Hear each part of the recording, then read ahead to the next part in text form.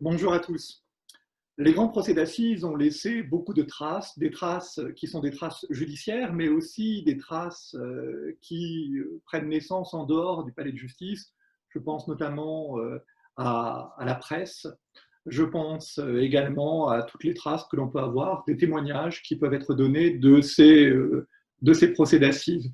On dispose également de photographies, de dessins de presse, de nombreux documents. Et c'est à ces documents et à ces procès d'assises qu'Emmanuel Pira a consacré son dernier livre, Procès de sang, qui a paru chez Géohistoire et qui revient sur 15 affaires criminelles particulièrement importantes qui sont présentées de manière abondamment illustrée. Bonjour Emmanuel Pira. Bonjour Hervé Levers. Alors vous êtes essayiste, avocat au barreau de la capitale, également conservateur du musée du barreau. Et dans une première question, je voudrais revenir un petit peu sur l'esprit de ce livre, qui est un livre donc abondamment illustré, avec énormément de documents photographiques, textuels, de dessins, la plupart de ces documents ont été extraits justement du musée du barreau de la capitale. Alors c'est même la totalité des documents qui proviennent des collections du musée du barreau de Paris. C'est le seul musée, je crois, en France d'histoire de la justice, on va dire un peu substantiel. Il y a des collections qui existent dans quelques barreaux et puis il y a des collections à la Cour de cassation. Mais si on parle d'un musée ouvert au public, dont les archives sont accessibles, dont les collections sont enrichies de façon récurrente, c'est le musée du barreau de Paris qui est un peu un musée d'histoire de l'avocature beaucoup et d'histoire de la magistrature et des grandes affaires criminelles. C'est un musée dont je suis le conservateur qui jouit d'un fonds très important. Il a commencé à être rétabli à partir du rétablissement du barreau de Paris en 1810 et puis il y a eu de très importants legs, des dons de grandes figures de l'histoire du droit, d'hommes et de femmes de robe. Et donc, nous avons des archives qui traitent aussi bien du procès de Marie-Antoinette, celui de Louis XVI, les grandes affaires du XIXe siècle, Dreyfus et Zola, grâce aux dons et aux legs des bâtonniers Laborie et Demange, les avocats de Dreyfus et de Zola. Nous parcourons l'histoire de France jusqu'à, par exemple, les archives de Jacques Vergès qui sont arrivées chez nous il y a à peine 4 ans, je crois, au moment du décès de notre confrère. Donc, ce sont des archives importantes, des archives qu'on enrichit beaucoup par l'iconographie. Nous sommes très friands avec Cindy Girassi, qui est la directrice du musée dont je suis le conservateur, d'images, parce que l'archive, c'est formidable. Mais pour illustrer, montrer, on pense qu'à chaque fois, des photographies, des objets, des affiches, des cartes postales, il y a plein de documents passionnants qui montrent la résonance entre l'histoire de la justice et l'histoire de France, et en particulier autour des grands procès, et en particulier des grands procès criminels. Les grands procès de sang, d'où ce livre qui, on va le dire, traite des crimes, des crimes de sang. Donc, ce ne sont pas des crimes de mœurs, ce ne sont pas les affaires purement politiques, elles le sont parfois, parce qu'elles deviennent, quand il y a un meurtre ou un assassinat lié à la politique, bien sûr, mais ce sont des scandales enfin, des procès qui sont liés à des gens jugés dans une cour d'assises pour un procès de sang. Donc, c'est aussi bien une catégorie de procès très, on va dire, médiatique, on va peut-être revenir, qu'on connaît pour certains, Landru ou des affaires extrêmement importantes, Jeanne Weber, Gaston Dominici, et puis il y a des affaires, on va dire, à caractère un peu politique quand même, donc notamment avec le procès de Charlotte Corday, le plus ancien qu'on aborde, mais aussi, je pense, aux Sœurs Papin ou à Violette Nozière, qui ne sont pas des procès politiques, mais qui mettent en accusation la société française dans ce qu'elle propose comme traitement réservé aux domestiques, aux bonnes ou aux rapports incestueux. Voilà. Donc c'est une lecture de l'histoire de France par le prisme du prétoire et par les archives très abondantes dont nous bénéficions sur une quinzaine d'affaires que nous avons sélectionnées. Alors la première affaire sélectionnée, effectivement, vous l'avez dit, c'est l'affaire Charlotte Corday. On est en 1793. Elle assassine Marat. Et c'est en même temps un procès qui est aussi un procès médiatique, déjà d'une certaine manière. Et finalement, vous commencez les procès, et je crois que c'est un choix de votre part, vous nous le direz, avec la Révolution française, parce que c'est aussi le début des procès publics, où le public est effectivement dans la salle. C'est le début de la défense pénale orale. C'est aussi la présence du jury. Et on a effectivement tous ces éléments déjà au moment du procès de Charlotte Corday. Bien sûr, c'est l'invention de la justice moderne telle qu'on la pratique encore aujourd'hui, même si elle a beaucoup évolué, été beaucoup réformée, mais c'est une transformation complète de la façon d'appréhender les affaires criminelles. Et le tribunal révolutionnaire, qui est mis en place pendant la Révolution et qui acquittera d'ailleurs Marat, hein, Marat est acquitté, et c'est parce qu'il est acquitté que Charlotte Corday pense qu'il y a là une injustice ou quelque chose à réparer par le meurtre. Ce tribunal révolutionnaire va mettre en place quelque chose qui est très critiqué quand on le regarde sous l'angle de la terreur, mais un mécanisme quand même très intéressant pour les gens de robe. Encore une fois, effectivement, comme vous l'avez dit, le procès public, les jurés populaires, les jurés en tout cas, le jury, le public vraiment amassé dans la salle et qui participe, même s'il n'a pas le droit en théorie d'applaudir, mais qui quand même est partie prenante, en tout cas l'opinion publique est là, et puis le droit de la défense, c'est-à-dire l'arrivée des avocats avec dans la façon dont on les représente aujourd'hui, c'est-à-dire plaidant, interjetant, interrompant ou essayant d'interrompre plus ou moins les juges, essayant de prendre à partie aussi le public, défiant l'accusation, voilà. Et un renversement ou une révolution, pas seulement politique, une révolution également judiciaire. Et donc, c'est l'invention du procès moderne avec toujours quand même le fait que cette chambre du tribunal révolutionnaire, c'est évidemment la première chambre ça a été la première chambre ensuite du tribunal qui a aujourd'hui déménagé, mais c'est une salle d'audience qui existe toujours. C'est une salle d'audience qui était auparavant le lit de justice du roi. Donc, c'est à la fois une continuation, une rupture dans l'histoire et le basculement dans la justice moderne. Et Charlotte Corday, elle nous intéresse. On a beaucoup de documentation sur des procès du tribunal révolutionnaire au musée du barreau. On bénéficie de beaucoup, parce que c'est vraiment l'arrivée des avocats avec, c'est une transformation du métier d'avocat, et beaucoup d'avocats de la Révolution, d'un côté ou d'un autre, auront ensuite des fonctions importantes ou dans la magistrature ou dans l'avocature, sous notamment la Restauration et l'Empire. Donc, leurs archives nous sont arrivées et nous permettent de documenter, avec ce premier procès de Charlotte Corday, une vision qui sera celle de ces procès de sang jusqu'à aujourd'hui. Alors au 19e, avec une presse populaire qui va se développer, qui va être une presse illustrée, on a finalement un nouvel acteur qui s'invite, c'est l'opinion. Alors elle joue déjà un rôle bien évidemment à la fin du XVIIIe siècle, mais au 19e, avec des unes que vous proposez notamment dans votre livre, je pense notamment aux unes qui ont été consacrées à Jeanne Weber, à Logresse, on a véritablement le crime qui s'affiche dans la presse, dans toute son horreur. Et là, on a un nouvel intervenant finalement dans ce procès qui pèse plus qu'il n'a pesé auparavant. Il y aura dans l'affaire de Jeanne Weber est passionnante, d'abord parce qu'elle c'est l'ogresse de la Goutte d'Or. Elle garde des enfants et elle sera accusée d'en avoir tué quasiment une dizaine ou une douzaine, dont les siens, des enfants qu'elle garde et puis les enfants donc, qui meurent. Et ce phénomène ou ce monstre, si je puis me permettre, parce qu'elle devient un monstre de la représentation de ce qu'il y a le plus de monstrueux, tuer ses propres enfants, tuer les bébés, tuer les nourrissons des autres, et elle sera évidemment condamnée d'abord par la presse, mise en scène par la presse, par le journal, avec ses illustrations qui sont aujourd'hui dans notre mémoire collective très spectaculaires, en une, dans laquelle on voit le moment du crime, du meurtre. On reconstitue ce qui finalement on ne voit jamais. Et qu'on ne verra jamais et qu'on continuera à traiter par le dessin.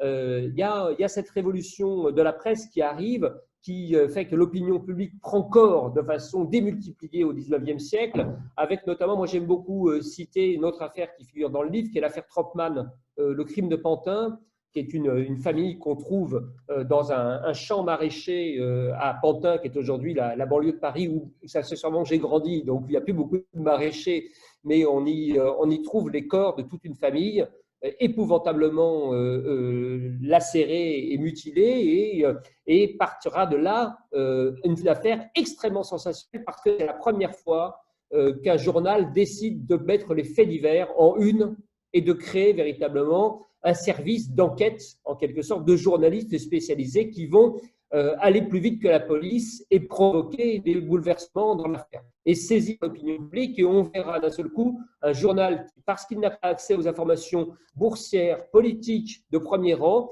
décide de mettre le fait divers en avant et connaîtra le triomphe de la presse populaire, on va dire un peu scandaleuse, dans le fait divers que l'on aime et qui nous fascine toujours. La mise en scène des tueurs, l'intrigue, l'enquête, la poursuite, le procès. Voilà. Donc il y a dans ces grandes affaires un côté très, très, très iconographique par la presse, un côté du dessin surtout très fort parce que, comme vous le savez, aujourd'hui, il est interdit de faire des photographies ou de filmer dans une salle d'audience. Donc, le dessin a gardé cette force extraordinaire de saisir non seulement ce que l'on ne peut pas filmer et photographier dans une salle de cour d'assises, mais aussi, chose extraordinaire, de reconstituer ce à quoi personne n'a pu assister, c'est-à-dire le meurtre éventuellement lui-même. Si vous y avez assisté, c'est que vous périssez quelques minutes plus tard. Donc, il reconstitue par un peu de fantasme et parfois de fantaisie, mais aussi beaucoup de sérieux, des scènes de crimes qui nous ont marqués et qui restent aujourd'hui, encore une fois, dans notre imaginaire collectif. Alors, dans ces crimes les plus connus, finalement, il y a généralement assez peu d'inconnus sur l'issue du procès. Ça se termine toujours de manière assez prévisible. Il y a tout de même des procès qui sont surprenants. Je pense notamment au procès de Villain, l'assassinat de Jaurès, qui se termine de manière tout à fait étrange. Alors, c'est vrai que 5 ans se sont écoulés depuis le meurtre, mais là, on a quand même un procès criminel qui est d'une nature tout à fait particulière. On a un procès criminel, on a un assassin, Raoul Villain, qui est un exalté d'extrême droite, pour simplifier les choses, qui fomente le dessein et puis qui le réalise de tuer Jean Jaurès. Mais on est à la veille de la guerre, et entre le moment de l'acte et puis le moment du procès, les choses, le visage du monde sera bouleversé. Et il y aura de grandes questions politiques qui seront traitées devant la cour d'assises avec un jury qui n'est plus le même que celui si on avait saisi le lendemain du meurtre de Jaurès ou de l'assassinat de Jean Jaurès au Café Croissant, on n'aurait pas eu du tout sans doute le même résultat. Donc il y a là une procédure, un procès pénal qui est transformé et qui aboutit à un acquittement aux grandes dames et à la grande surprise générale, parce qu'il joue sur les ressentiments des jurés, bouleversés par l'histoire, le bellicisme, le pacifisme, et qui donc finissent par confondre leurs propres idées politiques ou leurs propres opinions ressenties avec l'intime conviction qui est un peu écartée. Et Raoul Villain sera donc acquitté dans un moment que je pense même lui-même n'attendait pas. Il y a comme ça des acquittements extraordinaires et qu'on connaît dans l'histoire. Il y a, je ne l'ai pas dans le livre, mais il y a Calmette Caillot, Madame Calmette qui tue le patron du Figaro. Elle prémédite entre guillemets le crime. Elle va le tuer sur le perron du Figaro, en tout cas en le faisant sortir de ses bureaux.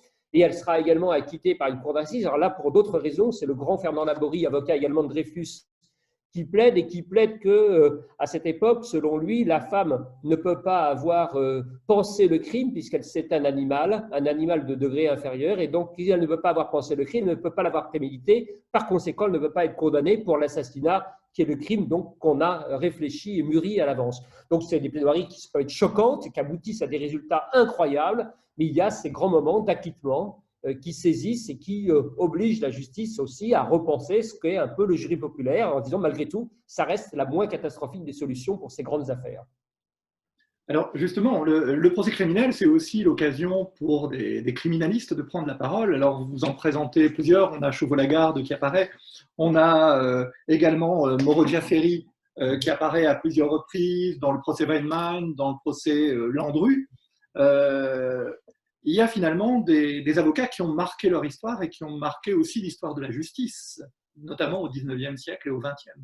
La justice devient, à partir donc de la Révolution de Charlotte Corday, de Chauveau-Lagarde, qui défend Marie-Antoinette un jour, Charlotte Corday le lendemain, et qui sera un avocat extraordinaire, on a l'arrivée des grands plaideurs, de la transformation de la plaidoirie, de l'art oratoire, de l'éloquence, pour une éloquence vraiment de conviction et de prise à partie de l'opinion, mais chercher à convaincre le juge et non plus simplement exposer le droit.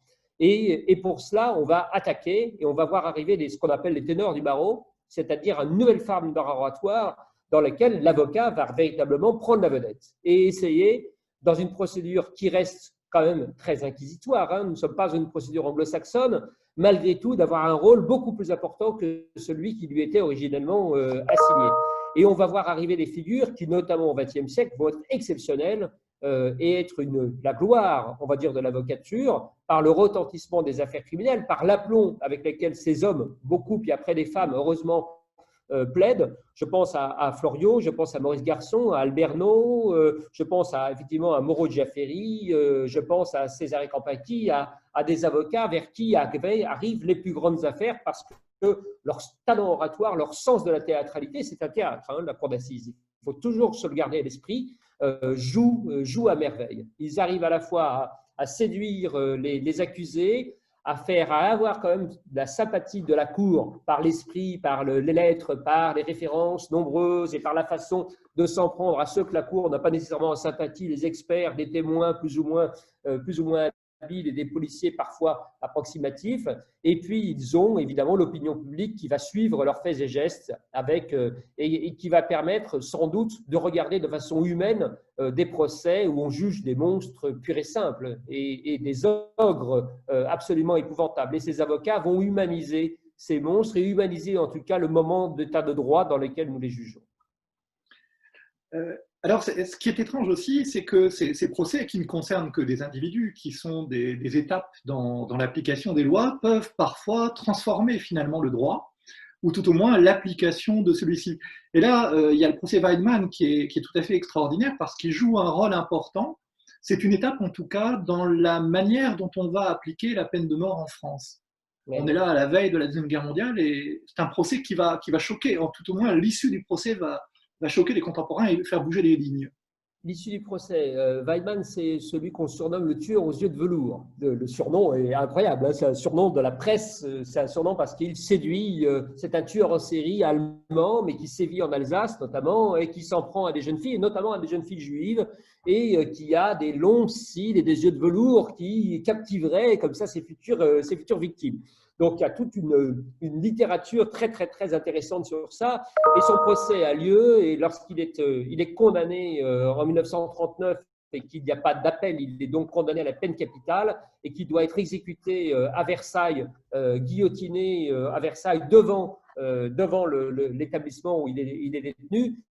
C'est une guillotine publique, mais on essaye généralement d'exécuter les condamnés au petit matin, c'est-à-dire avant que la population ne remplisse les rues et n'en fasse un véritable spectacle. Or là, il y a un retard technique, comme cela arrive, il y a un problème de mise en place de la guillotine, c'est quand même quelque chose de compliqué, il manque des gens, on attend, et finalement l'exécution ne peut avoir lieu qu'en plein soleil, alors que le jour est déjà très lumineux et que la foule s'est peu à peu amassée, que les journalistes en plus, alertés parce qu'on ne prévient pas du moment de l'exécution, on ne prévient que les avocats, l'avocat général et certaines personnes du fait qu'on va procéder à l'exécution cette nuit-là ou en tout cas au petit matin, les journalistes ont le temps de venir. Il y aura donc d'un côté des photographies prises de cette exécution publique et puis une foule qui va déborder le cordon de sécurité et véritablement arriver au pied de la guillotine avec des femmes, dit-on, ça fait partie un peu de la légende, qui trempent leurs affaires dans le sang du condamné parce que dans des superstitions, cela permettrait ensuite